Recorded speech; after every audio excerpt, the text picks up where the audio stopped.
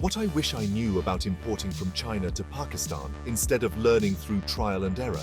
Thinking of importing from China to Pakistan, but puzzled about where to begin. You've come to the right place. First off, finding reliable suppliers is key. Websites like Alibaba are goldmines for this. Just ensure the supplier is verified. A true game changer in dodging frauds. Now, let's talk terms. Always opt for FOB, free on board instead of CIF, cost, insurance, and freight. Why? Because it keeps you in control of the shipping costs, avoiding unpleasant surprises at your doorstep. Next up, the HS code. This little number is crucial for determining duty rates. Make sure it's clearly marked on your commercial invoice to avoid customs chaos. Concerned about communication? Tools like WeChat or direct emails are your best friends here. And remember, patience is key. Response times can vary. Lastly, understanding customs duties is vital.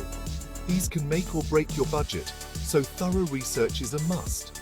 Always double-check the applied taxes and expected delivery times to keep your business plans on track.